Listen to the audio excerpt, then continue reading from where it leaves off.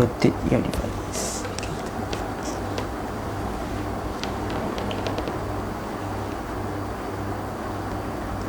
Bismillahirrahmanirrahim. Alhamdulillahirabbil alamin. Salatu wassalamu ala sayyidina Muhammad wa ala alihi wa sahbihi ajma'in. Subhanaka la ilma lana illa ma 'allamtana innaka antal alimul hakim. Rabbi shrah li sadri wa yassir li amri wahlul 'uqdatam min lisani yafqahu qawli. Rabbi yassir wa la tu'assir ya karim. Rabbi tammim bil khair. Allahumma salli ala sayyidina Muhammadin an-nur al-mudhhib bil lisyani bi nurih wa ala alihi fi kulli lamhatin wa nafasin adada ma wasi'ahu ilmullah thumma amma ba'd. Assalamualaikum warahmatullahi ta'ala wabarakatuh. Alhamdulillah, bersyukur kita ke hadirat Allah Subhanahu wa ta'ala kerana dipertemukan oleh Allah Subhanahu wa ta'ala pada malam yang berbahagia ini bagi menyambung pembacaan kitab 40 hadis perihal zaman kini karangan As-Sayyid Abdul Aziz bin Siddiq Al-Ghumari rahimahullahu ta'ala anhu arda. Tuan-tuan yang dirahmati Allah Subhanahu wa ta'ala, sebelum kita bermula, sebentar ya, saya nak tulis sedikit.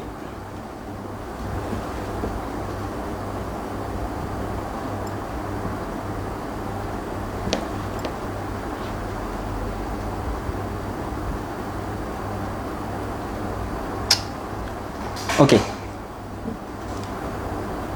Jadi alhamdulillah, minggu yang lalu kita dah bincang sedikit sebanyak tentang kitab 40 hadis perihal zaman kini yang dikarang oleh Sayyid Abdul Aziz Siddiq Al-Ghumari rahimahullahu ta'ala anhu. InsyaAllah pada hari ini kita akan masuk kepada pecahan bab yang seterusnya. Tetapi sebelum tu, sebelum kita bermula, suka saya untuk kita mengingat kembali apa yang telah kita bincangkan pada minggu yang lalu. Kita pada minggu yang lalu dah bincang, dah sebut secara ringkas tentang biografi As-Sayyid Abdul Aziz bin Siddiq Al-Ghumari rahimahullahu ta'ala anhu, dan kita juga telah masuk kepada muqaddimah perbincangan As-Sayyid Abdul Aziz di dalam kitab Al-Arba'in Al-Aziziyah ini, ataupun 40 hadis perihal zaman kini. Dan suka saya untuk ingatkan kepada tuan-tuan yang belum dapatkan buku, tuan-tuan boleh dapatkan buku ini di Pustaka Hikmah tingkat 3 Menara Mains, Jabatan Mufti Kerajaan Negeri Sembilan, tuan-tuan, ataupun tuan-tuan boleh dapatkan melalui online. Tuan-tuan boleh messenger ataupun message kepada Facebook Bahagian Falak dan minta untuk proses pembelian kitab 40 hadis perihal zaman kini. Baik, tuan-tuan yang dirahmati Allah Subhanahu wa ta'ala, kita dah sebut pada sesi yang lalu tentang mukaddimah perbincangan As-Sayyid Abdul Aziz bin Siddiq Al-Ghumari dalam kitab 40 hadis perihal zaman kini. Beliau telah memulakan kitab tersebut dengan perbincangan yang cukup mendalam, cukup bermanfaat bagi mereka yang mencintai ilmu hadis. Dalam kitab ini, seperti kita sebut pada minggu yang lalu, adalah merupakan hadis berkenaan dengan keadaan zaman ini, apa yang Nabi SAW khabarkan kepada umat baginda tentang apa yang akan berlaku pada akhir zaman ataupun apa yang ada pada zaman kita ini, daripada peristiwa-peristiwa, sifat orang yang hidup pada zaman ini, apa yang akan muncul daripada sudut akhlak yang keji, terpesong daripada syariat Islam, jauh daripada hukum-hukum Islam, mengikuti jejak langkah Yahudi dan Nasrani. Maka semua perkara ini akan disebutkan dalam hadis-hadis yang kita akan baca di dalam kitab ini, insya-Allah.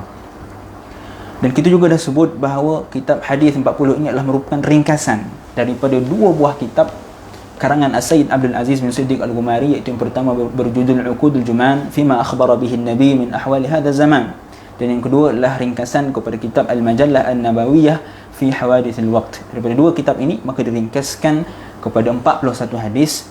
Untuk apa? Untuk memudahkan bagi kita menghafal, memudahkan untuk kita mengambil manfaat daripada hadis-hadis yang telah dihimpunkan oleh beliau. Bahkan kita juga dah bincang, dah sebut berkenaan para ulama yang telah menghimpunkan hadis-hadis berkenaan akhir zaman, menunjukkan bahawa hadis-hadis akhir zaman merupakan hadis yang penting untuk kita fahami, untuk kita belajar, untuk kita baca, untuk kita dengar apa yang disebutkan oleh Nabi SAW. Antara ulama yang telah menghimpunkan hadis berkenaan akhir zaman ialah Nu'aim bin Hammad guru kepada Al-Imam Al-Bukhari rahimahullahu ta'ala. Begitu juga Abu Syekh bin Hayyan dan Abu Amru Ad-Dani. Kemudian ada ulama yang lain yang mereka tidak menghimpunkan dalam sebuah kitab seperti mana yang dilakukan oleh Abu Amru Ad-Dani, Abu Syekh bin Hayyan dan Nu'aim bin Hamad. Mereka bertiga menghimpunkan hadis berkenaan akhir zaman dalam suatu kitab khas. Tetapi ada ulama yang lain, mereka menghimpunkan hadis-hadis berkenaan akhir zaman dalam suatu bab yang khusus, seperti mana yang dilakukan oleh Al-Imam Al-Bukhari rahimahullahu ta'ala dalam sahihnya. Begitu juga Al-Imam Muslim di dalam sahihnya, Al-Imam Abu Dawud di dalam sunannya, Al-Imam At-Tirmidzi dalam jami'nya ataupun sunan At-Tirmidzi, Al-Imam An-Nasa'i, Ibnu Majah di dalam sunan mereka, begitu juga Ibnu Khuzaimah dalam sahihnya, Ibnu Hibban dan Al-Hakim di dalam Al-Mustadrak. Maka kesemua kitab-kitab hadis yang utama ini, kitab-kitab hadis yang kita sebutkan tadi adalah merupakan kitab hadis tunjang di dalam hadis-hadis Nabi SAW. Jadi kesemua kitab ini kita akan mendapati adanya satu bab khusus yang dihimpunkan oleh mereka berkenaan dengan peristiwa akhir zaman, menunjukkan bahawa peristiwa akhir zaman yang dikhabarkan oleh Nabi SAW adalah merupakan perkara yang penting, yang perlu kita fahami, yang perlu kita pelajari. Bahkan kata Sayyid Abdul Aziz bin Siddiq Al-Ghumari, boleh dikatakan setiap kitab hadis itu mesti ada satu bab yang khusus berkenaan dengan peristiwa akhir zaman. Dan kita juga dah bincang berkenaan dengan mengapa para ulama menghimpunkan hadis-hadis ini. Kenapa nak kena himpun hadis-hadis ini? Yang pertama, untuk meningkatkan keimanan kita kepada Allah Subhanahu wa taala. Bila mana kita baca hadis-hadis yang dikhabarkan oleh Nabi SAW 1400 tahun yang lalu berkenaan apa yang akan berlaku pada hari ini, maka akan meningkatkan keyakinan kita kepada kebenaran ajaran Islam, kebenaran apa yang dibawa oleh baginda sallallahu alaihi wasallam. Di samping itu dapat menambahkan kecintaan kita kepada baginda sallallahu alaihi wasallam apabila kita mendengar mutiara-mutiara baginda sallallahu alaihi wasallam yang telah lama meninggalkan kita. Hari ini kita tak mampu untuk bertemu dengan Nabi SAW, yang hanya mampu untuk kita mendengar mutiara-mutiara Nabi sallallahu alaihi wasallam. Di samping itu, kitab hadis 40 ini juga mampu untuk menjadi petunjuk kepada orang mukmin dalam menuju jalan yang penuh ranjau di saat menghadapi fitnah akhir zaman. Yang mana Sayyid Abdul Aziz menggambarkan fitnah akhir zaman, keadaan kita hari ini adalah umpama orang yang berjalan di atas lautan yang bergelora dalam kegelapan malam. Hadis-hadis akhir zaman ini, kata Sayyid Abdul Aziz bin Siddiq Al-Ghumari, akan menjadi pelita, akan menjadi penerang untuk kita melalui jalan, untuk melalui ranjau yang sangat sukar ini. Kemudian kita juga dah sebut pada minggu yang lalu tentang mengapa ataupun apakah sebab yang mendorong Sayyid Abdul Aziz untuk menghimpunkan 40 hadis ini.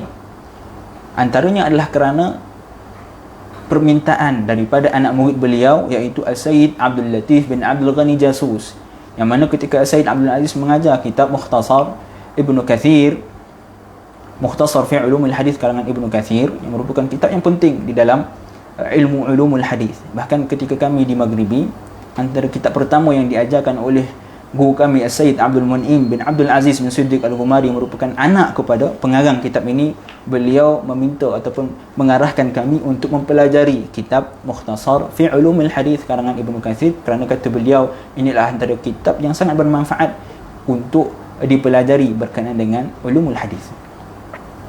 Ketika Sayyid Abdul Aziz bin Siddiq Al-Ghumari mengajar kitab Mukhtasar fi Ulumul Hadis, maka beliau ada sebut beberapa hadis berkenaan dengan peristiwa akhir zaman.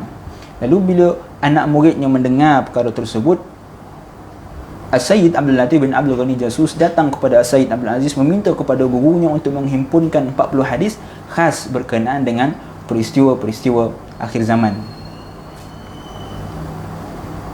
Baik, selesai pada mukadimah dan kita masuk kepada faedah yang pertama, seperti yang telah kita sebutkan pada minggu yang lalu, iaitu antara ulama yang telah menghimpunkan 40 hadis. Antaranya Al-Imam Al-Hafiz Al-Zahabi rahimahullahu ta'ala anhu. Al-Hafiz, bila kita sebut sebagai Al-Hafiz, maksud dia apa? Al-Hafiz ini antara syarat dia apa? Dia kena menghafal 20,000 hadis dengan sanad dan matan. Barulah seseorang itu dapat menggelaran Al-Hafiz. Jadi gelaran Al-Hafiz merupakan gelaran yang besar bagi ulama hadis.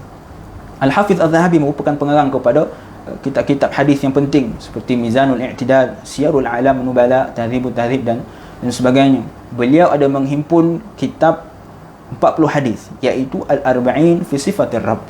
Begitu juga dengan Abu Nu'aim Al-Asbahani, beliau telah menghimpunkan kitab yang berjudul Al-Arba'in fi Adabis Sufiyah. Abu Nu'aim Al-Asbahani merupakan seorang ulama hadis yang penting, pengarang kepada kitab Hilyatul Awliya. Beliau menghimpun 40 hadis yang berjudul Al-Arba'in fi Adabis Sufiyah. Begitu juga Ibn Asakir Ad-Dimashq, pengarang kepada Tarikhud Dimashq. Beliau mengarang kitab Al-Arba'in fi Fadlil Jihad. Bahkan Ibn Asakir bukan sahaja mengarang satu buah kitab dalam hadis 40. Beliau ada mengarang beberapa buah kitab berkenaan hadis 40. Antaranya Arba'una hadithan li arba'ina syaikhan min arba'ina buldah. Beliau menghimpun 40 hadis daripada 40 orang guru daripada 40 negara. Dihimpunkan dalam sebuah kitab, lalu dijadikan sebagai kitab hadis. Begitu juga beliau mengarang kitab Al-Arba'un Al-Abdalul Awali. Beliau ada mengarang kitab Al-Arba'un Hadithan Minal Musawat Mustakhrajat an Thiqatur Ruwat dan Al-Arba'in Atiwa dan beberapa kitab hadis arba'in yang lain. Selain itu, kita dah sebut juga Abu Khair Ismail bin Yusuf Al-Qazwaini Al-Hakim. Beliau mengarang kitab Al-Arba'in fi Fadl Uthman, dan beliau juga mengarang kitab Al-Arba'in fi Fadl Ali. Begitu juga dengan Al-Hafidh Abu Qasim Hamzah bin Yusuf As-Sahmi. Beliau mengarang kitab yang berjudul Al-Arba'in fi Fadl Al-Abbas, 40 hadis tentang kemuliaan Sayyidina Abbas radhiyallahu taala anhu. Begitu juga Al-Hafidh Jamaluddin Abu Bakar Muhammad bin Yusuf bin Masdi Al-Gharnati. Beliau ada mengarang kitab Al-Arba'in Al-Mukhtarah fi Fadl Al-Hajj wal Umrah. Ini antara ulama-ulama besar yang telah menghimpunkan 40 hadis. Maka kita juga dah bincang kenapa para ulama yang besar ini mereka menghimpunkan kitab-kitab hadis 40. Bahkan kalau kita melihat antara ulama seperti Abdul Ghafir Al-Farisi rahimahullahu taala anhu, beliau telah menghimpunkan 40 hadis sehingga sampai kepada 70 buah buku. Beliau menghimpunkan hadis 40 dan kitab tersebut ada dikatakan sampai kepada 70 buah. Beliau menghimpunkan hadis berkenaan hadis 40. Menunjukkan bahawa pentingnya ataupun ada sebab utama kenapa para ulama hadis menghimpunkan hadis 40.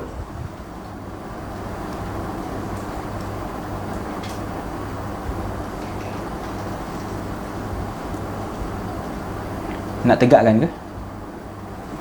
Tak boleh. Tak apalah, biar je lah sini. Okey kan?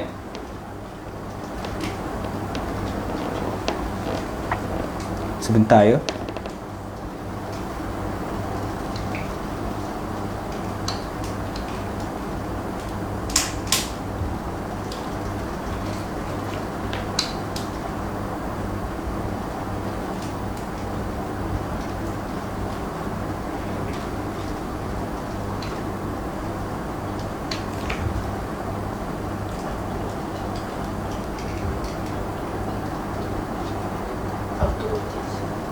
Oh, auto rotate.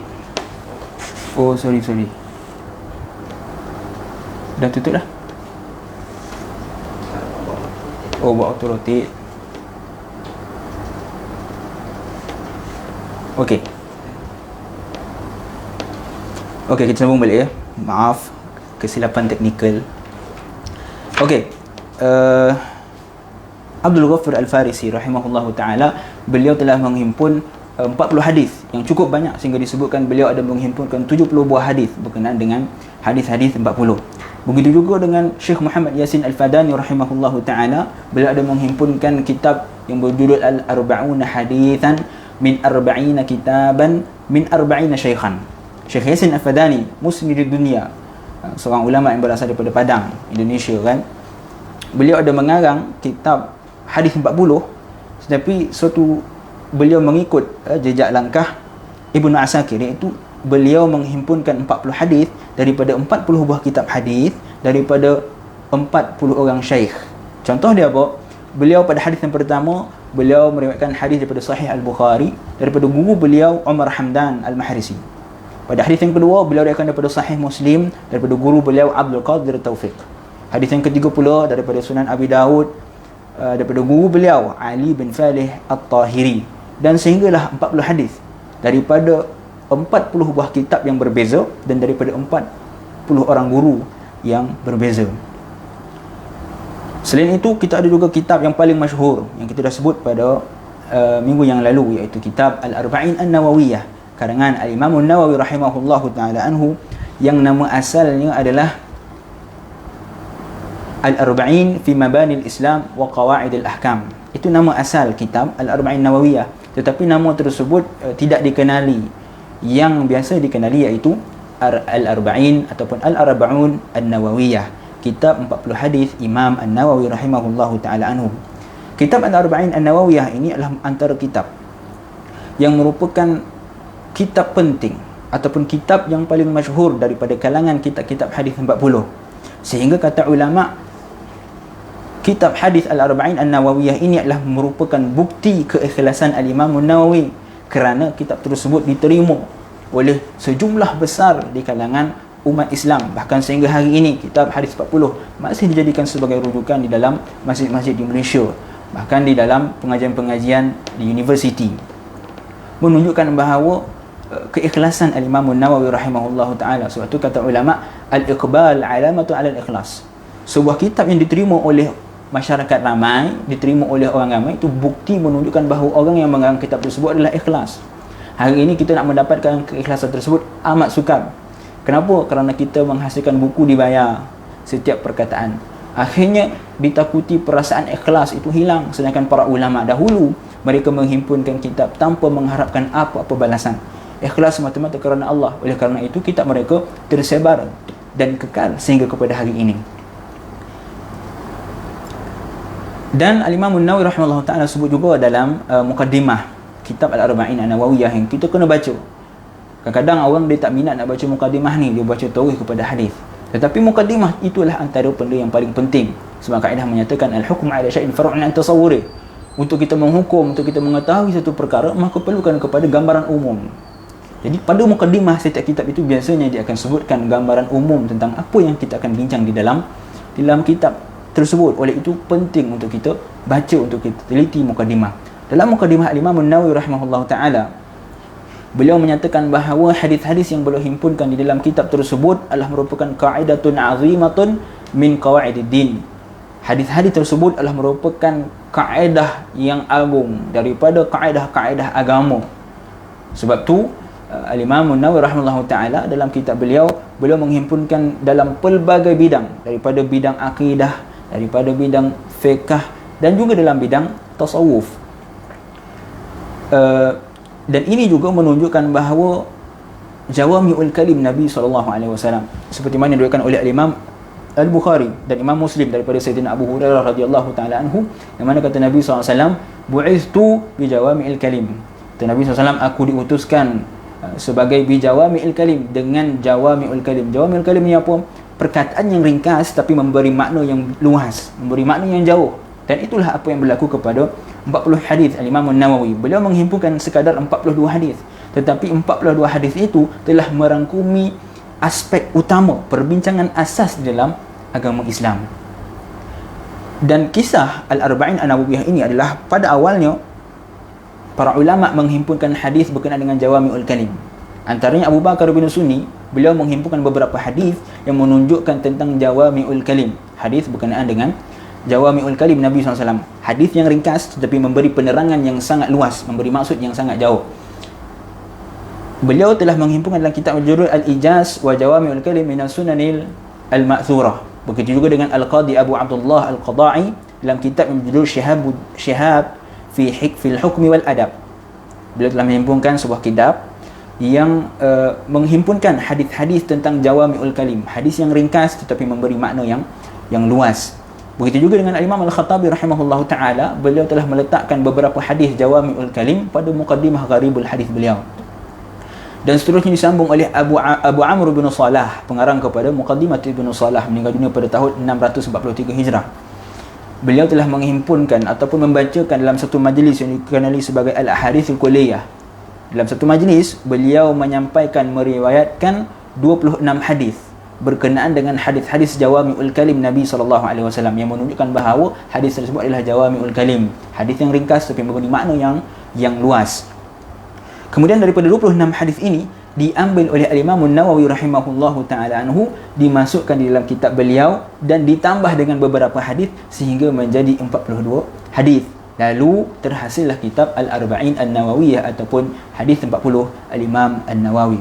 Kitab Al-Imam An-Nawawi rahimahullahu taala merupakan kitab yang sangat agung sehingga mendapat perhatian bukan sekadar daripada kalangan masyarakat, bahkan daripada kalangan para alim ulama.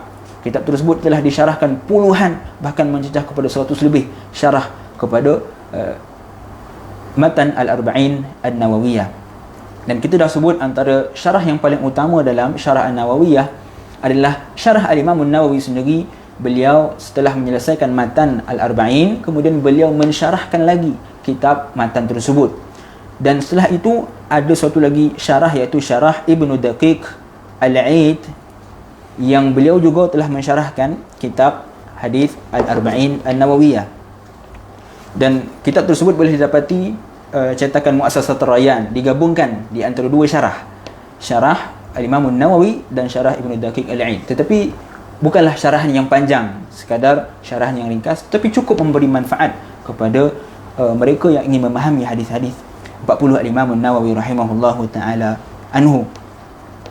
Dan dalam mukadimah Al-Imam An-Nawawi juga ada sebut antara sebab utama kenapa beliau menghimpunkan hadis 40. Sebab kita dah sebut pada minggu yang lalu, hadis berkenaan dengan penghimpunan hadis 40, iaitu sabda Nabi SAW, man hafiza ala ummati 40 hadithan kuntu lahu syafi'an, ataupun riwayat yang lain, ba'athahu Allahu yaumal qiyamah fi zumratil fuqaha wal ulama. Siapa yang menghafal 40 hadis daripada urusan agamanya, maka kelak dia akan dibangkitkan bersama dengan kalangan para ulama. Ataupun dalam riwayat yang lain, Nabi SAW akan menjadi pensyafaat kepadanya. Hadis tersebut adalah ittifaq ulama dhaif. Bahkan Imam Nawawi sebut di dalam muqaddimah An-Nawawi, Al-Arba'in An-Nawawi, beliau sebut apa? Hadis tersebut adalah sepakat ulama mengatakan ianya adalah dhaif. Tetapi mengapa Imam Nawawi menghimpunkan hadis 40? Yang pertama, kata beliau, adalah untuk beramal dengan sabda Nabi SAW daripada Abdullah bin Amr bin Al-As. Sabda Nabi SAW, liyuballigha syahidu minkumul ghaib. Hendaklah orang yang hadir dalam majlis menyampaikan hadis tersebut, apa yang Nabi sebut kepada mereka, kepada orang yang tak dapat hadir dalam majlis tersebut. Hadis ini diriwayatkan oleh Imam Bukhari dan Imam Muslim. Dan Imam Bukhari juga meriwayatkan daripada Abdullah bin Amr bin Al-As daripada Nabi SAW, yang mana Nabi bersabda, ballighu anni walau ayah, dan sampaikanlah daripadaku walaupun sepotong ayat. Maka daripada hadis-hadis inilah, kata Al-Imam Al-Bukhari rahimahullahu ta'ala, menjadi asbab kenapa beliau menghimpunkan 40 hadis, bukanlah semata-mata iktimad berpegang kepada hadis dhaif yang kita sebutkan sebelum ini. Dan kita akan bincang tentang hadis tersebut sebentar nanti. Dan dalam hadis yang lain diriwayatkan oleh daripada Abdullah bin Mas'ud radhiyallahu anhu, yang mana Nabi SAW bersabda, naddarallahu ra'an sami'a maqalati fawa'aha fa'addaha kama sami'aha. Dalam riwayat yang lain, naddarallahu ra'an sami'a minna hadithan fa'addahu anna kama sami'ahu farubba muballagu aw amina sami'. Sabda Nabi SAW, naddarallah, Allah akan memberikan cahaya, mencahayakan wajah imra'an, seseorang yang mana sami'a maqalati, dia mendengar apa yang aku sabdakan, yakni Nabi SAW, fawa'aha fa'adaha, dia mendengar dengan baik dan dia menyampaikan kama sami'aha, seperti mana dia mendengar hadis tersebut. Dalam riwayat yang lain, kata Nabi SAW, Allah akan mencahayakan wajah-wajah mereka yang sami'a minna hadithan, mendengar daripada kami hadis, yakni daripada Nabi SAW hadis, fa'addahu, dan dia menyampaikan hadis tersebut kepada orang, anna, daripada kami, kama sami'ahu, seperti mana yang dia dengar. Dia dengar daripada Nabi SAW bersabda, lalu dia sampaikan seperti mana yang dia dengar. Dan kata Nabi SAW, farubba muballagh aw aminas sami'. Boleh jadi orang yang dengar hadis itu lebih alim, lebih beri perhatian daripada orang yang menyampaikan hadis. Dan ini apa yang berlaku kepada Muwatta' Imam Malik rahimahullahu taala anhu, yang mana dalam kitab Muwatta' terdapat beberapa hadis yang disebutkan sebagai al-balaghat. Balaghat ni apa? Balaghat ni adalah hadis yang Al-Imam Malik sebut balaghani, disampaikan kepadaku. Al-balaghat ini adalah antara sirah yang dhaif, hadis dhaif, balaghat, kerana tak jelas siapa yang disampaikan kepadaku. Hanya Imam Malik sebut balaghani, disampaikan kepadaku. Jadi al-balaghat ini adalah antara hadis dhaif yang terdapat di dalam Muwatta'. Tetapi al-balaghat ini, kitab-kitab ataupun hadis-hadis al-balaghat telah disambung oleh ulama seterusnya, iaitu Ibnu Abdul Barr rahimahullahu taala anhu. Beliau telah menyambungkan balaghat, hadis-hadis yang terputus. Al-Imam Al-Malik rahimahullahu taala kata, disampaikan kepadaku. Siapa yang sampaikan kepadaku? Tak tahu. Tapi Ibnu Abdul Barr datang, dia telah selesaikan balaghan ini. Siapa yang sampaikan kepada Imam Malik? Lalu disebut sekian, dan sehinggalah tinggal 4 hadis yang tak dapat diselesaikan oleh Ibnu Abdul Barr. Selain daripada hadis tersebut telah diselesaikan oleh Ibnu Abdul Barr. Beliau telah sambung semua riwayat-riwayat Imam Malik yang Imam Malik sebut balaghani, disampaikan kepadaku. Tapi tinggal 4 hadis. Dan 4 hadis ini diselesaikan oleh ulama seterusnya, iaitu Ibnu Salah yang meninggal dunia pada tahun 643. Yang mana beliau telah selesaikan hampir ke semua hadis, melainkan satu hadis yang tak mampu diselesaikan oleh Ibnu Salah, iaitu hadis inni la ansa au unsiya. Imam Malik meriwayatkan dalam Muwatta', balaghani, kata Imam Malik, satu hadis, inni la ansa au unsiya, aku tidak lupa atau dilupakan. Hadis ini adalah hadis yang balaghat yang tak mampu disambung oleh Ibnu Abdul Barr ataupun ulama setelahnya seperti Ibnu Salah, tetapi disambung oleh ulama seterusnya, iaitu As-Sayyid Ahmad bin Siddiq Al-Ghumari yang merupakan abang kandung kepada As-Sayyid Abdul Aziz bin Siddiq Al-Ghumari dalam kitab yang berjudul Al-Bayan wa Tafsil li wasli ma fil Muwatta' min al-balaghati wal marasil. Ini menunjukkan bahawa boleh jadi orang yang datang seterusnya ataupun orang yang mendengar hadis itu lebih handal, lebih beri perhatian daripada orang yang menyampaikan hadis. Dan dalam hadis ini juga kita dapat melihat bagaimana Nabi SAW menggambarkan keistimewaan orang yang mendengar hadis dan menyampaikan hadis. Allah Subhanahu wa taala akan memberi cahaya kepada wajahnya. Berdasarkan bertepatan dengan firman Allah Subhanahu wa taala, ta'rifu fi wujuhihim nadratan na'im. Allah sebut dalam suratul Mutaffifin ayat 24, Allah kata ta'rifu fi wujuhihim nadratan na'im. Kita akan dapat lihat pada wajah-wajah mereka di dalam syurga nanti nadratan na'im, wajah-wajah yang cukup bercahaya dengan nikmat yang diberikan oleh Allah Subhanahu wa taala. Moga-moga dengan kita mendengar hadis Nabi SAW, kita diberikan cahaya oleh Allah Subhanahu wa taala sama ada di dunia maupun di akhirat kelak. Baik, untuk faedah yang kedua pula, kita dah bincang berkenaan dengan Imam Nawawi sebut antara ulama pertama yang menghimpunkan hadis 40, iaitu Abdullah ibn al-Mubarak. Dan perkara ini adalah jelas dan disokong oleh Sayyid Abdul Aziz bin Siddiq Al-Ghumari dalam kitab Al-Arba'in Al-Aziziyah, yang mana Abdullah ibn Mubarak, seorang tabi'ut tabi'in, meninggal dunia pada tahun 181 Hijrah. Beliau telah menghimpunkan 40 hadis berkenaan dengan zuhud, dan dikatakan bahawa inilah kitab pertama yang menghimpunkan 40 hadis. Kemudian diikuti oleh ulama seterusnya seperti Muhammad bin Aslam At-Tusi, Al-Alim Rabbani, Al-Hasan bin Sufyan An-Nasawi. Ada sedikit kesilapan di situ ya. Kebanyakan cetakan disebut sebagai Sufyan An-Nasai. Yang paling tepat bukanlah Sufyan An-Nasai, sebaliknya Sufyan An-Nasawi, nisbah kepada Nasa. Kemudian datang ulama seterusnya, Abu Bakar Al-Ajurri, begitu juga Abu Bakar bin Ibrahim Al-Asfahani, kemudian Ad-Daruqutni, Al-Hakim, Abu Nu'aim, Abu Abdurrahman Al-Sulami, Abu Sa'id. Kesemua ulama-ulama ini adalah antara ulama yang telah menghimpunkan 40 hadis. Dan kata Imam Nawawi juga dalam Muqaddimah Al-Arba'in, beliau sebut bahawa ada di kalangan ulama yang menghimpunkan dalam pelbagai aspek, antaranya dalam usuluddin, seperti mana kita sebut sebelum ni. Imam Adz-Dzahabi menghimpunkan hadis 40 hadis dalam Sifatul Rabb, sifat Allah Subhanahu wa taala. Imam Adz-Dzahabi himpunkan 40 hadis berkenaan dengan sifat-sifat Allah Subhanahu wa taala, iaitu kitab hadis khusus berkenaan dengan akidah. Ada ulama yang himpun berkenaan dengan furu', berkenaan dengan fiqh, seperti yang kita dah beri contoh sebelum ini, iaitu Abu Bakar bin Yusuf bin Masdi Al-Gharnati, yang mana beliau mengarang kitab Al-Arba'in fi Mukhtarah fi Fadlil Haji wa Ziyarah, 40 hadis berkenaan dengan haji dan ziarah. Kemudian ada juga ulama, kata Imam Nawawi, yang menghimpunkan berkenaan dengan jihad, seperti mana dilakukan oleh Ibnu Asakir di dalam Al-Arba'in fi Fadl Al-Jihad. Begitu juga dalam zuhud, iaitu seperti mana dilakukan oleh Abdullah bin Mubarak, dan dalam adab seperti mana dilakukan oleh Abu Nu'aim Al-Asbahani dalam kitab Al-Arba'in fi Adab As-Sufiyah. Dan kata Imam Nawawi, kesemua penghimpunan hadis 40 ni berdasarkan kepada niat yang baik. Dan pada faedah yang ketiga, kita dah bincang tentang sebab utama penghimpunan 40 hadis, iaitu berdasarkan kepada hadis Nabi SAW, man hafiza ala ummati 40 hadithan min amri diniha ba'athahu Allahu yawmal qiyamati fi zumratil fuqaha'i wal ulama. Sesiapa, kata Nabi SAW, yang menghafal daripada kalangan umatku 40 hadis berkenaan dengan urusan agamanya, maka Allah Subhanahu Wa Taala akan membangkitkan dia pada hari kiamat nanti bersama dengan para fuqaha dan para ulama. Dan hadis ini seperti mana yang disebutkan oleh Ibnu Hajar rahimahullahu taala anhu adalah merupakan antara sirah yang paling kuat, kerana hadis ini diriwayatkan dalam pelbagai riwayat.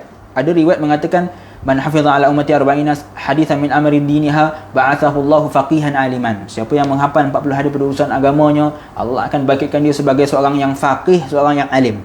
Dan riwayat yang lain diriwayatkan oleh Abu Darda radhiyallahu taala anhu dengan riwayat wa kuntu lahu yaumal qiyamah syafi'an wa syahidan. Dan riwayat Abu Darda mengatakan bahawa siapa yang menghafal 40 hadis pada urusan agamanya, maka kata Nabi SAW, akulah yang akan menjadi orang yang akan menjadi saksi dan memberi syafaat kepada di hari kiamat nanti.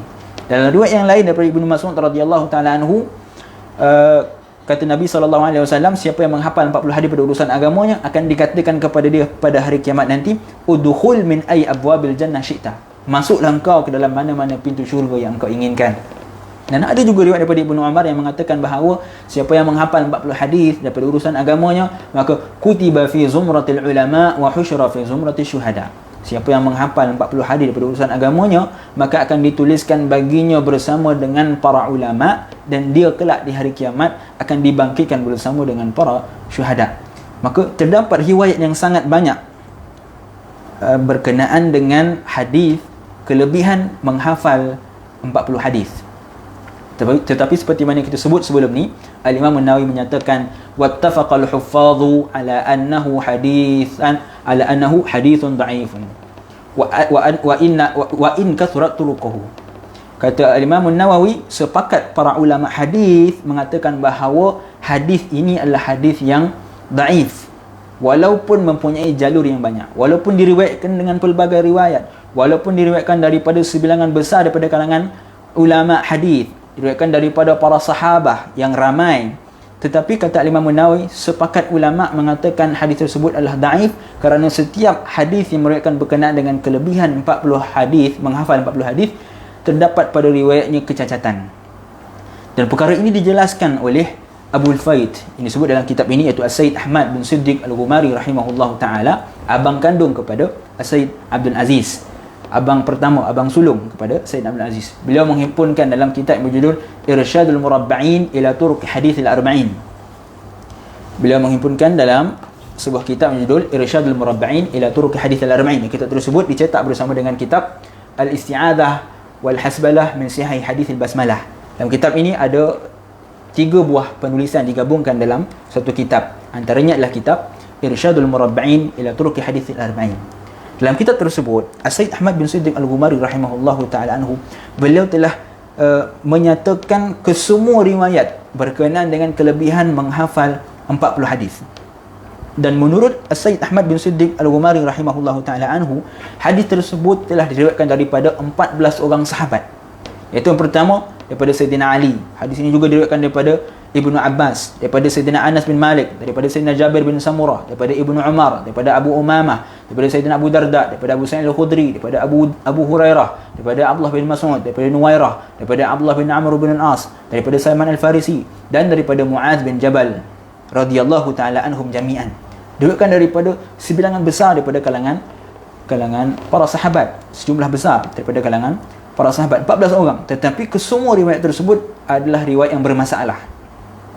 Dan kata Sayyid Ahmad bin Siddiq Al-Ghumari, antara riwayat yang paling baik, walaupun dia masih dhaif, tetapi riwayat yang paling okey, yang paling baik adalah riwayat daripada Sayyidina Mu'adz bin Jabal radhiyallahu ta'ala anhu, yang diriwayatkan oleh Ibnu Asakir dalam Al-Arba'in Al-Buldaniyah.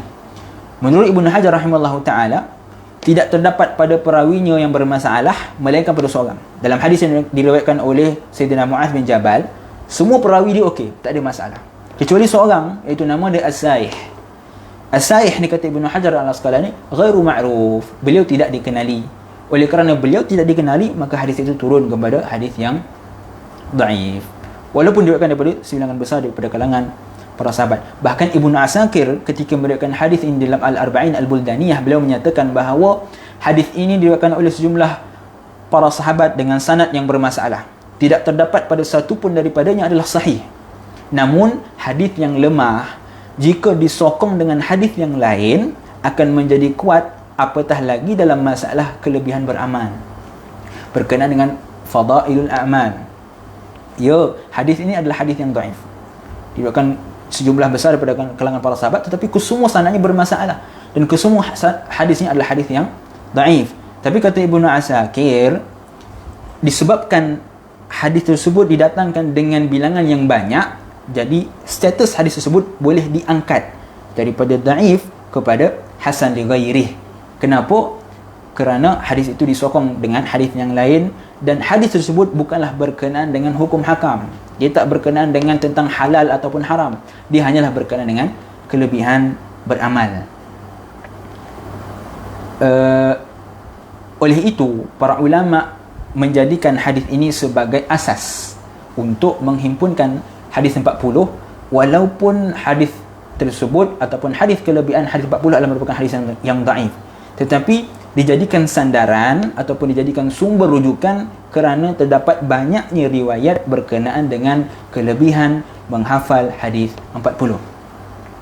Bahkan para ulama bersepakat seperti mana disebutkan oleh Al-Imam An-Nawawi rahimahullahu ta'ala dalam kitab Al-Adhkar, dalam kitab Bustanul Arifin, dalam muqaddimah Al-Arba'in An-Nawawiyah pun Imam An-Nawawi sebut bahawa ulama sepakat mengatakan keharusan untuk beramal dengan hadis dhaif dalam fadailul a'mal, iaitu dalam kelebihan beramal. Dan Imam An-Nawawi juga sebut ataupun Ibn Hajar Al-Haytami ketika mensyarahkan Al-Arba'in An-Nawawiyah, beliau mengatakan apa? Kenapa hadis dhaif boleh diamalkan dalam fadailul a'mal? Kerana kalaulah hadis tersebut adalah benar daripada Nabi SAW, maka kita akan mendapat ganjaran pahala tersebut. Contohnya Nabi SAW bagi tahu kelebihan sembahyang duha, kan? Daripada kelebihan itu, kita beramal dengan kelebihan itu. Kalaulah hadis itu adalah hadis yang sahih, benar daripada Nabi SAW, maka kita akan mendapat ganjaran pahala.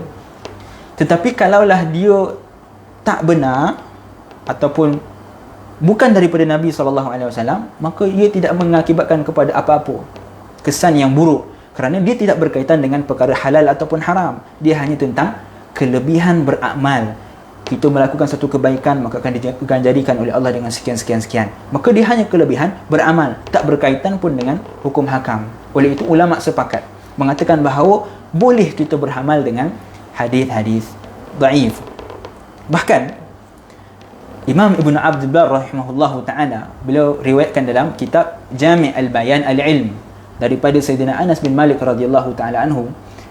Hadis ini hadis dhaif, tetapi diriwayatkan oleh Ibn Abdul Bar daripada Sayyidina Anas bin Malik, yang mana kata Nabi SAW, man ballaghahu anni thawabu amalin fa'amilahu hasala lahu ajrahu wa illam akun qultuhu.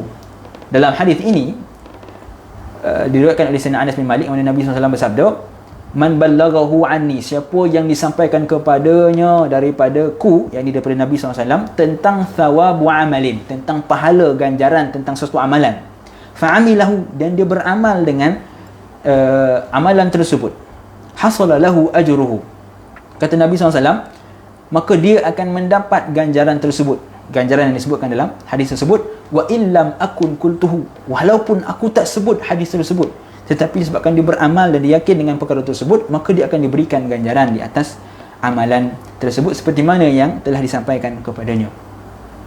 Bahkan ada ulama mengatakan bahawa sunat dalam kehidupan kita untuk kita mengamalkan satu kali paling kurang hadis dhaif. Bila kita dengar satu hadis dhaif tentang kelebihan beramal, maka kata ulama, kita sangat dituntut untuk mengamalkan hadis tersebut walaupun sekali dalam seumur hidup, supaya kita mendapat ganjaran pahala tersebut kalau benar itu adalah daripada Nabi SAW.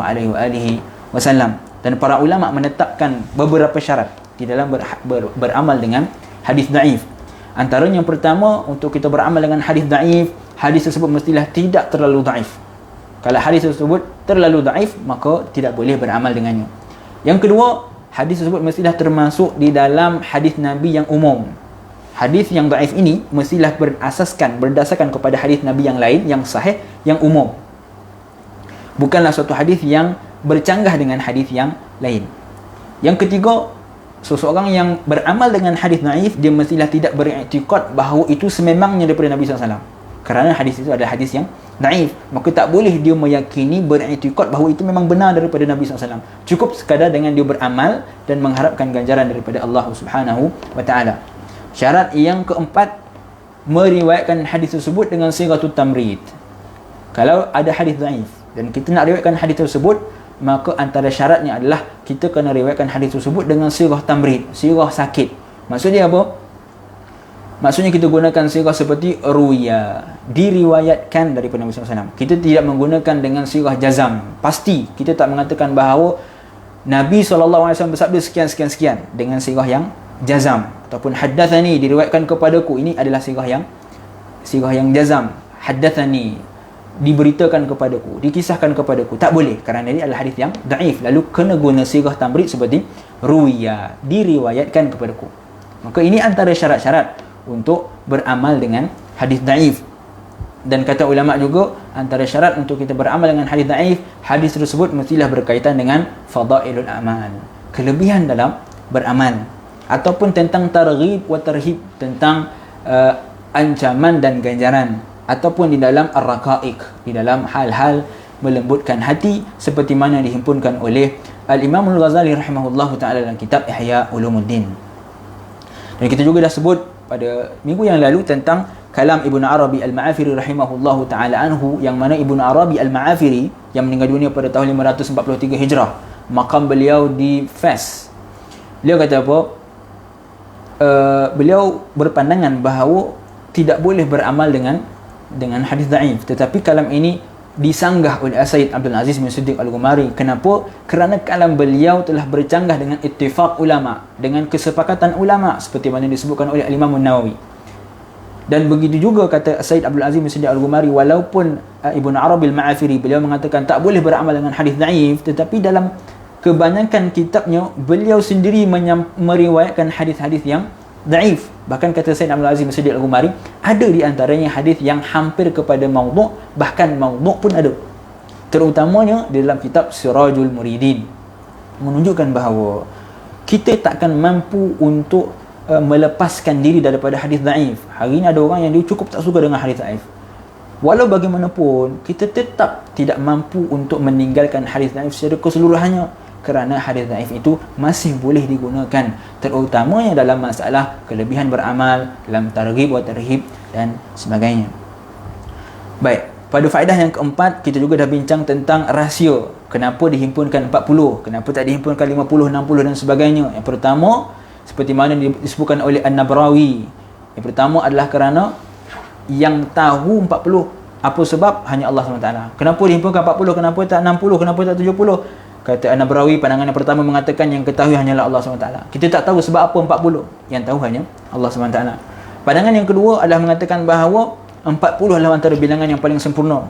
Seperti mana kita sebut sebelum ini, kenapa Sayyidina Musa, Nabi Musa radhiyallahu ta'ala anhu, beliau diperintahkan untuk menerima Taurat selama 40 hari, daripada 30 hari lalu disempurnakan kepada 40 hari.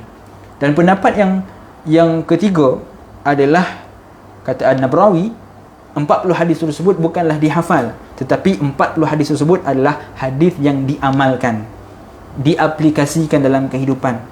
Maka orang yang mengaplikasikan 40 hadis dalam urusan agamanya, dalam kehidupan dia, maka orang inilah yang akan dimangkitkan bersama dengan para ulama, para fuqaha.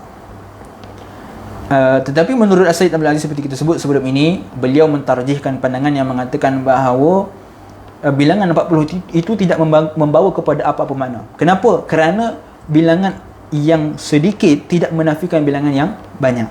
Bila kita kata 40 hadis, adakah orang yang menghimpunkan 50 hadis dia tak dapat ganjaran yang disebutkan oleh Nabi SAW? Adakah para ulama yang menghimpunkan ratusan hadis tersebut tidak termasuk dalam hadis yang disebutkan oleh Nabi SAW? Sudah pasti ia termasuk di dalam hadis Nabi tadi. Lalu hadis tersebut yang menunjukkan tentang kelebihan beramal dengan hadis 40 hanyalah sekadar untuk memberi gesaan kepada kita untuk menghafal hadis Nabi SAW ataupun menghimpunkan hadis-hadis Nabi SAW. Dan kita juga dah sebut tentang para ulama tarikat, ahli tarikat ataupun ulama tasawuf, mereka menganggap bilangan 40 ni mempunyai suatu kelebihan yang berbeza daripada bilangan yang lain. Baik, kita masuk kepada faedah yang kelima, yang kita juga dah bincang pada minggu yang lalu tentang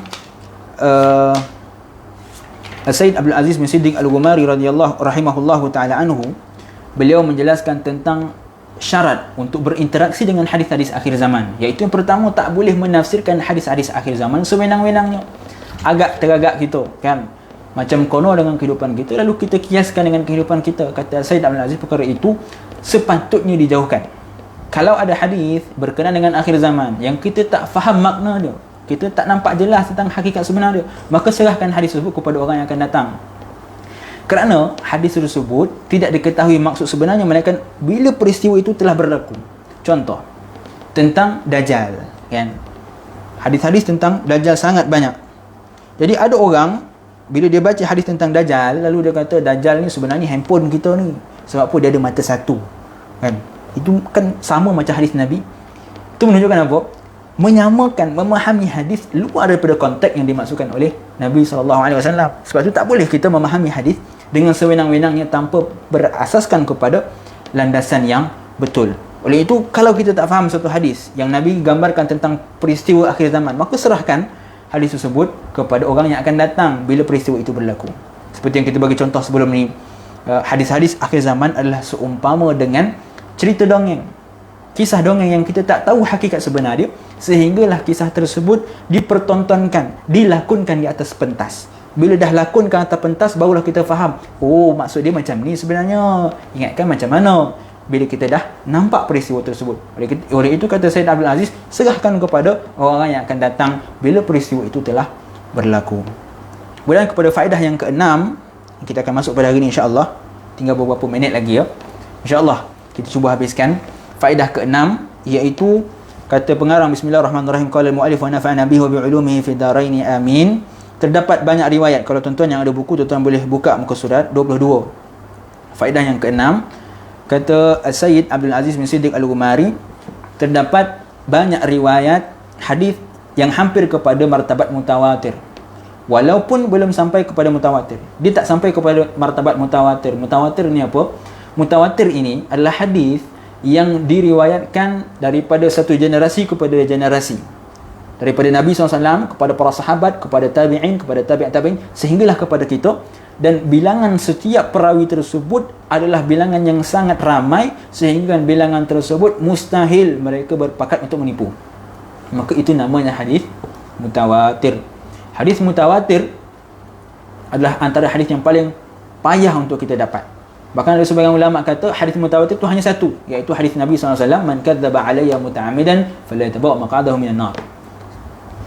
Sebagian ulama mengatakan bahawa itu hanya satu hadis tentang mutawatir. Walaupun ada sebagian ulama lain tak bersetuju, mengatakan ada hadis lain yang hadis mutawatir.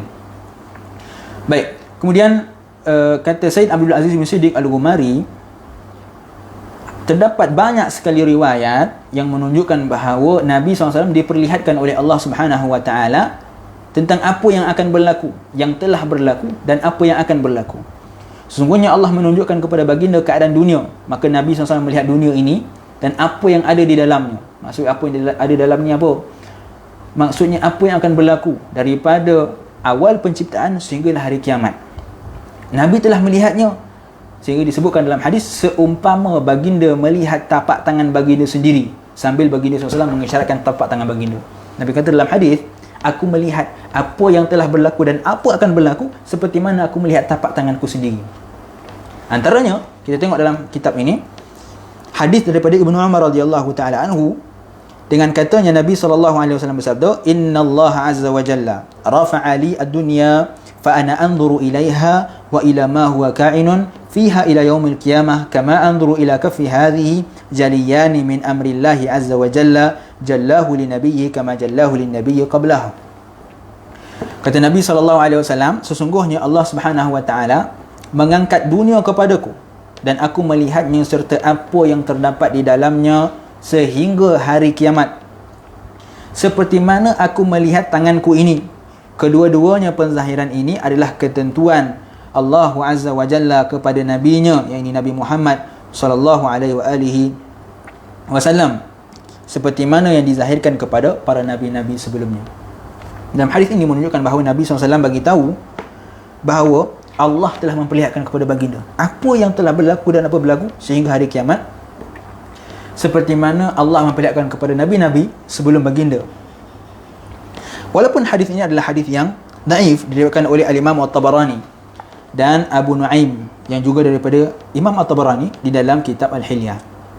Ya, hadis ini adalah hadis yang daif, tetapi lemahnya sanad ini, daifnya sanad ini tidak memudaratkan. Kenapa? Kerana ada banyak riwayat yang lain, hadis-hadis yang lain yang bermartabat sahih, yang menunjukkan bahawa Nabi memang telah melihat apa yang telah berlaku dan apa yang akan berlaku sehingga hari kiamat, seperti akan kita lihat nanti. Jadi dalam masalah ini, walaupun hadis ini dhaif, jadi dia tak memberi apa-apa kesan, kerana ada hadis lain yang sahih yang telah menyokong hadis yang lemah ini. Antaranya kita tengok muka surat 24 di dalam Sahih Muslim. Daripada Sayyidina Hudzaifah radhiyallahu taala anhu, beliau berkata, laqad haddatsani Rasulullah sallallahu alaihi wasallam ma yakunu hatta taquma sa'ah. Kata Sayyidina Hudzaifah radhiyallahu taala anhu, sesungguhnya Rasulullah sallallahu alaihi wasallam telah menceritakan kepadaku apa yang akan terjadi sehingga berlakunya kiamat.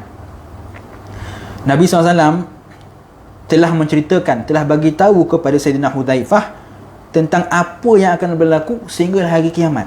Ini diriwayatkan oleh Al-Imam Muslim di dalam sahihnya, hadis yang sahih. Hadis yang kedua di dalam Sahih Al-Bukhari dan Sahih Muslim, diriwayatkan juga daripada Sayyidina Hudzaifah radhiyallahu taala anhu, yang juga daripada Sayyidina Hudzaifah radhiyallahu taala anhu. Beliau mengatakan, qama fina Rasulullah sallallahu alaihi wasallam maqaman ma taraka fihi syai'an ila qiyamis sa'ati illa dzakarahu hafizahu man hafizahu wa nasiyahu man nasiyahu wa innahu la yakuna minhu syai'u qad kuntu nasituhu fa arahu fa adhkurahu kama yadhkuru ar-rajulu wajha ar-rajuli idza ghaba anhu thumma idza ra'ahu arafahu. Kata Sayyidina Hudzaifah bin Yaman radhiyallahu taala anhu, beliau mengatakan bahawa suatu hari Nabi SAW berdiri di hadapan kami. Dalam riwayat yang lain, Nabi berdiri memberi khutbah. Dan pada ketika itu, baginda SAW telah menyatakan semua perkara yang akan berlaku sehingga hari kiamat tanpa meninggalkan satu pun daripadanya. Mengingatinya siapa yang mengingatinya dan melupainya siapa yang melupainya. Maksudnya apa? Orang yang ingat, ingatlah. Sebab Nabi SAW sebut sangat panjang. Nanti kita akan tengok Nabi SAW sebut daripada pagi sampai petang tentang peristiwa-peristiwa yang akan berlaku. Sangat banyak. Sehingga kata Sayyidina Hudzaifah, orang yang ingat-ingat, orang yang lupa-lupa, sebab perkara itu terlalu banyak disebutkan oleh Nabi SAW. Apabila antara perkara tersebut berlaku dan saya melihatnya, kata Sayyidina Hudzaifah, sebab apa yang Nabi bagi itu terlalu banyak sehingga sukar untuk diingat. Tetapi bila apa yang dikhabarkan oleh Nabi itu berlaku, maka kata Sayyidina Hudzaifah, saya kembali mengingatinya setelah saya sendiri terlupa berkenaannya. Bila perkara tersebut berlaku, baru dia ingat, Nabi SAW dah pernah bagi tahu tentang perkara ini. Kata Sayyidina Hudzaifah, aku mengingatinya seperti mana aku melihat wajah seseorang yang telah lama aku tinggalkan, lama tak jumpa. Tiba-tiba bila jumpa baru aku tengok, kau Kasim kan, contoh kan. Dah lama tak jumpa, dah lupa, tapi bila nampak orang tersebut baru teringat, oh, ini orang tersebut. Maka seumpama itulah Sayyidina Hudzaifah kata, hadis yang Nabi SAW bagi tahu apa yang akan berlaku sehinggalah hari kiamat, aku dah terlupa banyaknya. Tapi bila aku nampak perkara tersebut berlaku, aku ingat, ini Nabi telah bagi tahu tentangnya. Dalam riwayat yang lain diriwayatkan oleh Al-Imam Muslim dalam sahihnya daripada Sayyidina Abu Zaid radhiyallahu taala anhu, beliau berkata, "Shalla bina Rasulullah SAW al-fajr." Nabi SAW semayang bersama dengan kami solat subuh. Thumma sa'ida al-minbar, kemudian Nabi menaik minbar. Fa khatabana hatta hadarat adh-dhuhur. Nabi memberi khutbah, membaca khutbah sehingga zuhur, daripada subuh sehingga kepada zuhur. Thumma nazala, kemudian Nabi turun daripada minbar, fa shalla, Nabi semayang zuhur. Thumma sa'ida al-minbar, kemudian Nabi naik kembali minbar, fa khatabana, dan bagi khutbah lagi sekali, hatta gharabat syams, sehinggalah terbenamnya matahari. Fa akhbarana bima kana wa ma huwa kainun ila yaumil qiyamah fa ahfadhna a'lamuna. Kata Abu Zaid radhiyallahu taala anhu, fa akhbarana, dalam khutbah tersebut daripada pagi sampai petang, daripada subuh sampailah terbenamnya matahari, Nabi SAW telah memberitahu kepada kami apa yang ada, apa yang berlaku sehinggalah berlakunya hari kiamat. Fa ahfazuna a'lamuna, orang yang paling kuat ingatan dia, orang yang paling kuat hafalan dia adalah orang yang paling tahu tentang perkara ini. Sebab Nabi bagi tu perkara yang cukup banyak. Daripada subuh, bayangkanlah kan, daripada subuh sampai petang Nabi bercakap tanpa henti. Terlalu banyak perkara. Lalu kata sahabat, orang yang paling kuat hafalan dia adalah orang yang paling banyak ingat. Maknanya dia masih belum mampu untuk ingat semua perkara kerana terlalu banyak. Tapi orang yang paling kuat hafalan, dialah yang paling banyak ingat apa yang dikhabarkan oleh Nabi SAW. Dalam Musnad Imam Ahmad dan Musnad Tabarani dan Tabaqat Ibnu Sa'ad daripada Sayyidina Abu Dzar radhiyallahu taala anhu, beliau berkata, laqad tarakana Rasulullah SAW wa ma yuqallibu ta'irun janahaihi fis sama' illa dzakara lana minhu ilma. Kata Sayyidina Abu Dzar radhiyallahu taala anhu, Nabi SAW telah meninggalkan kami. Nabi SAW telah wafat. Wa ma yuqallibu ta'irun janahaihi, kata Sayyidina Abu Dzar, tidaklah burung itu dia mengibarkan sayapnya di langit illa dzakara lana minhu ilman, melainkan Nabi dah bagi tahu tentang perkara tersebut. Menunjukkan bahawa Nabi SAW dah bagi tahu sekecil-kecil perkara apa yang telah berlaku dan apa yang akan berlaku. Hatta burung dekat langit pun yang kibaskan sayapnya pun Nabi dah bagi tahu. Menunjukkan sedetail-detail perkara Nabi telah bagi tahu kepada para sahabat. Di dalam Sahih Al-Bukhari diriwayatkan sebuah hadis yang muallaq. Hadis muallaq ni apa? Hadis muallaq adalah hadis yang diriwayatkan oleh Imam Al-Bukhari dalam sahihnya tanpa disebutkan sanad. Jadi namanya hadis muallaq, hadis yang digantung tanpa dengan sanad. Daripada Sayyidina Umar radhiyallahu taala anhu, beliau berkata, qama fina an-nabiy sallallahu alaihi wasallam maqaman fa akhbarana an bada'il khalqi hatta dakhala ahlul jannati manazilahum wa ahlun nari manazilahum, hafiza dhalika man hafizahu wa nasiyahu man nasiyahu. Kata Sayyidina Umar radhiyallahu taala anhu, Nabi SAW bangun di hadapan kami dan Nabi mengkhabarkan, memberitahu kepada kami tentang bada'il khalqi, tentang mula penciptaan manusia, hatta dakhala ahlul jannati manazilahum, sehinggalah manusia itu masuk ke dalam syurga dan orang yang sepatut masuk dalam neraka masuk dalam neraka. Hafiza dzalika man hafizahu wa nasiyahu man nasiyahu. Orang yang ingatlah, kata Sayyidina Umar, orang yang lupa kerana perkara yang terlalu banyak.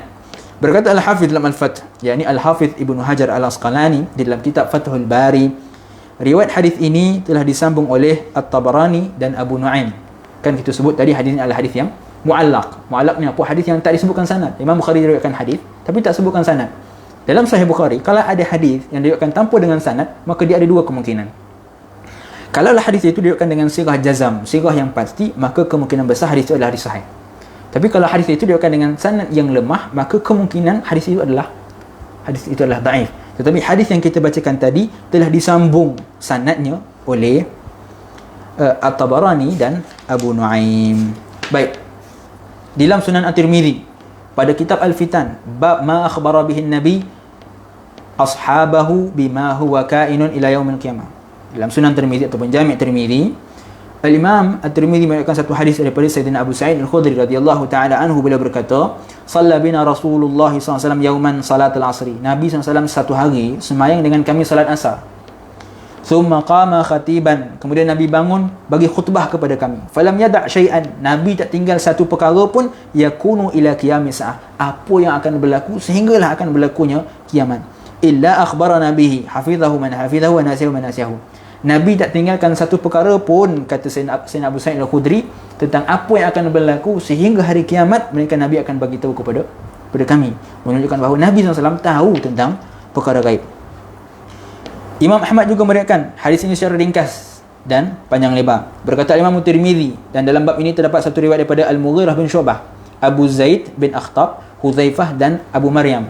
Mereka menyatakan bahawa Nabi SAW haddathahum bima huwa kainun ila an taquma sa'ah. Sayyidina Al-Mughirah bin Syu'ab, Abu Zaid bin Akhtab, Hudzaifah bin Abu Maryam, mereka mengatakan apa? Sesungguhnya Nabi SAW telah menceritakan kepada mereka apa yang akan berlaku sehinggalah hari kiamat. Berkata Imam At-Tirmizi, hadis ini, hadis Abu Sa'id adalah merupakan hadis yang hasan. Dinyatakan dalam kitab Sahihain, yakni Sahih Al-Bukhari dan Sahih Muslim, daripada Sayyidina Asma binti Abu Bakar radhiyallahu taala anha. radhiyallahu taala anhuma. Beliau berkata, kasafatis syamsu. Suatu ketika telah berlakunya gerhana matahari. Fasallan Nabi SAW thumma habinahu Allah Ta'ala. Nabi SAW salat 2 rakaat, kemudian memuji Allah Subhanahu Wa Ta'ala. Thumma qala ma min syai'in lam akun urituhu illa ra'aituhu fi maqami hadha hatta al-jannata wan nar. Kata Nabi SAW, bila berlakunya gerhana matahari, Nabi bagi khutbah, Nabi mengatakan bila Nabi dah gerhana matahari, Nabi solat 2 rakaat, Nabi bagi khutbah, Nabi kata, tak adalah suatu perkara pun yang akan berlaku melainkan telah diperlihatkan oleh Allah kepada aku di tempat aku berdiri ini, sehinggalah syurga dan neraka. Semua perkara itu, kata Nabi SAW, telah dikhabarkan kepada baginda SAW. Di dalam Musnad Imam Ahmad, diriwayatkan daripada Sayyidina Samurah bin Jundab radhiyallahu ta'ala anhu, beliau berkata, kasafati syamsu fa shalla an-nabi sallallahu alaihi wasallam thumma qala inni wallah laqad ra'aytu mundu qumtu usalli ma antum lakuna min amri dunyakum wa akhiratikum. Kata Nabi sallallahu alaihi wasallam dalam hadis yang diriwayatkan oleh Sayyidina Samurah bin Jundab radhiyallahu ta'ala anhu, telah berlakunya gerhana matahari, maka Nabi SAW menunaikan salat, kemudian baginda bersabda, demi Allah, sesungguhnya aku telah melihat semenjak aku mula menunaikan salat, daripada Nabi mula salat rakaat yang pertama sehinggalah akhir, Nabi kata, aku telah melihat apa yang akan kalian tempuhi dalam urusan dunia ataupun akhirat. Menunjukkan bahawa Nabi SAW bagi tahu, Nabi telah diperlihatkan oleh Allah Subhanahu Wa Taala apa yang akan ditempuhi oleh para sahabat. Yang nanti kita akan tengok contoh pengkhabaran Nabi kepada para sahabat tentang di mana mereka akan wafat, sahabat ni akan lahirkan anak lelaki ke perempuan, berapa umur sahabat ni, itu akan kita tengok pada muka surat yang akan datang. Dalam kitab ini juga pada halaman yang 30, Sayyid Abdul Aziz bin Siddiq Al-Ghumari meriwayatkan daripada Imam Syaukani dalam kitabnya Fathul Qadir berkenaan apa yang disebutkan oleh Imam Syaukani tentang Nabi SAW mengetahui tentang perkara gaib. Kenapa? Kerana kata Syaukani telah terbukti berdasarkan dalil Al-Quran bahawasanya Allah Subhanahu Wa Taala menzahirkan kepada mereka yang terpilih dari kalangan Rasulnya berkaitan apa yang Allah kehendaki daripada perkara-perkara gaib. Nanti kita akan tengok ayat Allah Subhanahu Wa Taala, Allah bagi tahu Allah akan memperlihatkan perkara gaib kepada di kalangan Rasul yang terpilih.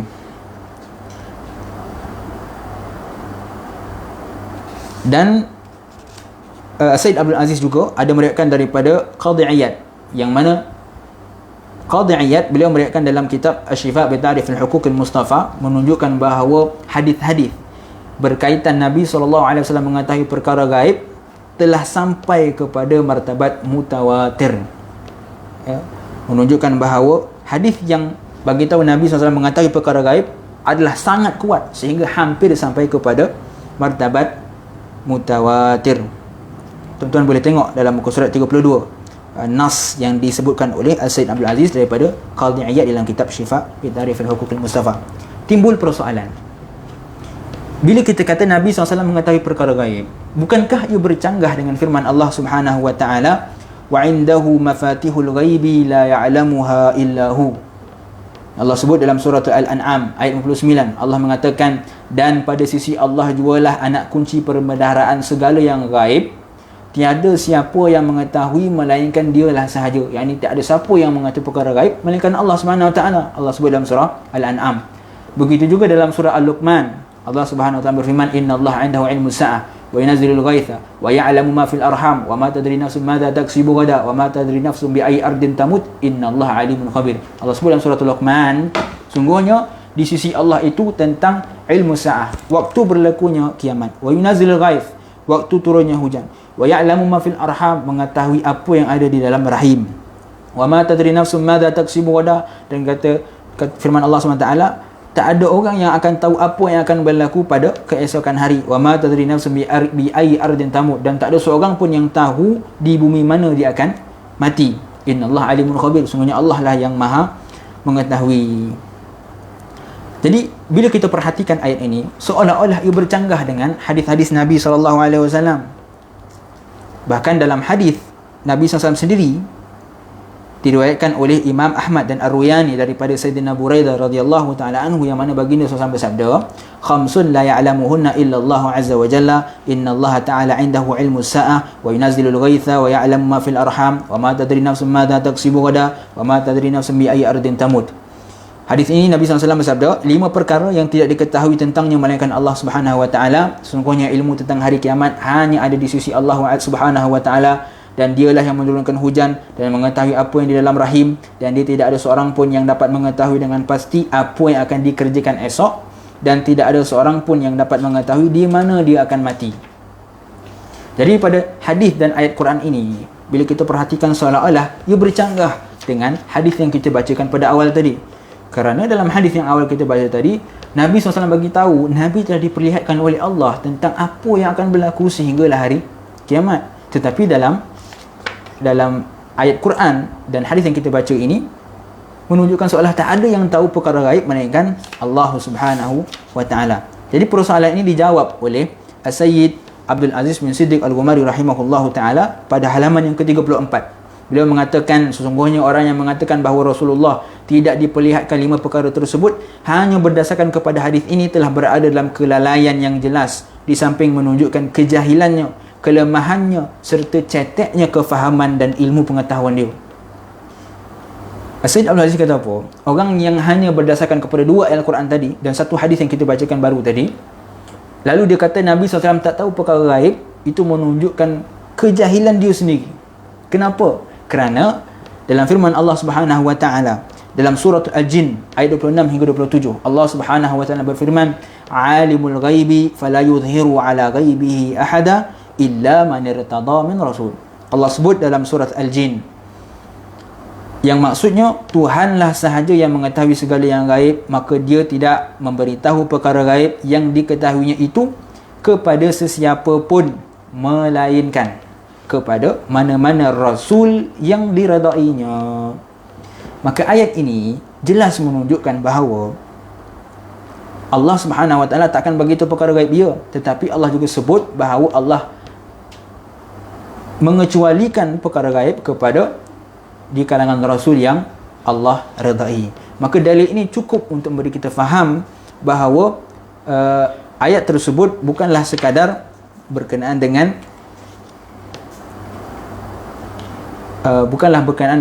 Nabi SAW tak tahu perkara gaib, tetapi sebaliknya Nabi SAW tahu kerana Nabi termasuk daripada rasul-rasul yang terpilih yang dikhabarkan oleh Allah tentang perkara-perkara gaib. InsyaAllah kita sambung lagi pada minggu akan datang tentang contoh-contoh yang mana Nabi SAW bagi tahu kepada para sahabat di bumi mana mereka akan meninggal, bila mereka akan meninggal dan sebagainya. Wallahu alam, saya mohon maaf jika ada terkasar bahasa, tersalah bicara. Yang baik itu datang daripada Allah Subhanahu wa taala, kurang dan lemah itu datang daripada diri saya sendiri. Hakikatnya keduanya datang daripada Allah Subhanahu wa taala. Kita tangguh majlis kita dengan tasbih kafarah dan suratul Asr. Subhanakallahumma bihamdika asyhadu an la ilaha illa anta astaghfiruka wa atubu ilaik. Bismillahirrahmanirrahim. Wal 'asri innal insana lafi khusri illa alladziina amanu wa 'amilus solihati wa tawassaw bil haqq wa tawassaw bis sabr. Assalamualaikum warahmatullahi wabarakatuh.